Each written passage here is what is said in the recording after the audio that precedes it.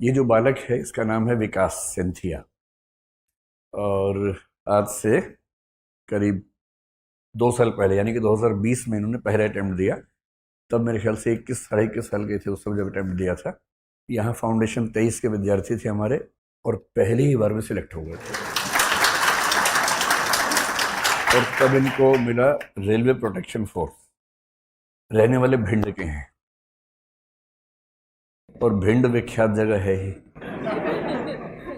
भिंड के बारे में कहावत है कि आदमी के पास खाने को हो ना हो बंदूक होनी जरूरी है। वहां पर घर के ड्राइंग रूम में अगर दोनारी न टंगी हो तो अपमान माना जाता है। अब तो पता नहीं, पहले ऐसा होता था।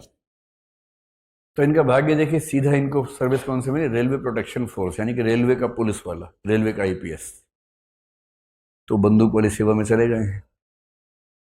उसके बाद इनका इतना सम्मान हुआ भिंड के इलाके में, इतना सम्मान हुआ, उस चक्कर में पढ़ नहीं पाए, अगली बार पीटी में फेल हो गए। ये आप लोगों को मैं समझा रहा हूँ, ध्यान रखना।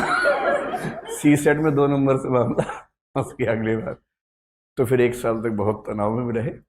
इस साल फिर ताकत लगाई, नौकरी में रहते हुए ट्रेनिंग कर रहे हैं अभी, और इस साल इन्होंने आईपीएस का पद हासिल कर लिया है।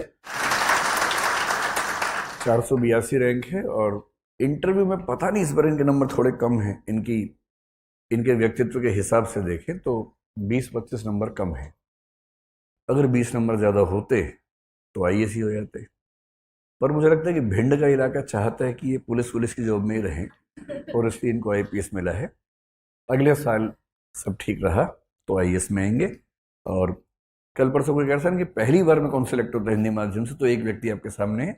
पहले अटेम्प्ट में 22 की उम्र में सिलेक्ट हुए और अब 30वीं बार में आईपीएस बन गए हैं। अब थोड़ा सा इन बच्चों को आप मोटिवेट करें। तो देखो, यूपीएससी में मोटिवेशन के लिए और सबसे बड़ा मोटिवेशन तो आप लोगों के लिए ये है कि जिस दिन सिलेक्ट हो जाएंगे आपको सर के साथ खड़ा होने का मौका मिलेगा। तो देखो, यही चीज़ है कि मोटिवेशन की यूपीएससी में जनरली लोगों को लगता है कि होता नहीं है। जैसे जब मैंने अपना ग्रेजुएशन यहीं दिल्ली यूनिवर्सिटी से किया था, तो जब मैं यहाँ पे कोचिंग करने आया तो मेरे ज़्यादातर बैचमेट इंग्लिश मीडियम के थे। तो मुझे अक्सर यही बात बोलते थे कि हिंदी मीडियम से होता नहीं है।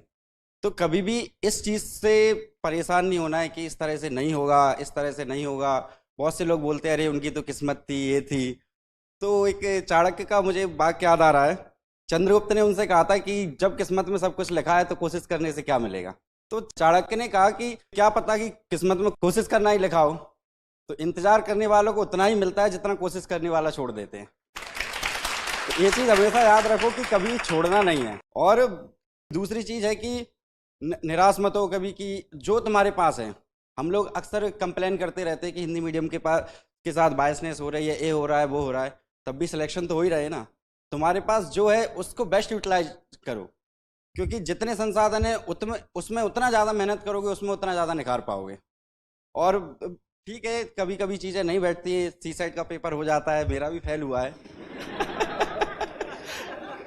तो परेशान नहीं होना, अच्छे से मेहनत करो और अपना एक लक्ष्य निर्धारित करके रखो। इस स्टूडेंट लाइफ बहुत अच्छी होती है जब आप सर्विस में आ जाओगे ना। अभी हम लोग बहुत दुखी रहते हैं, अरे क्या ही चल रहा है जीवन में, सेलेक्ट हो जाएंगे तो ये करेंगे वो करेंगे। मैं सच बता रहा हूँ अपने अनुभव से, ये दिन बहुत याद करोगे। ये लगेगा कि वही मुखर्जी नगर की लाइफ बहुत बढ़िया थी। इसको बहुत अच्छे से एंजॉय करो, पढ़ाई करो। और अभी काम ही क्या है, बस पढ़ना है, वो करना है। उसके बाद इतनी लाइफ में टेंशनें आ जाती है। आप सर को देख ही सकते हो कि कितने बिजी इंसान है।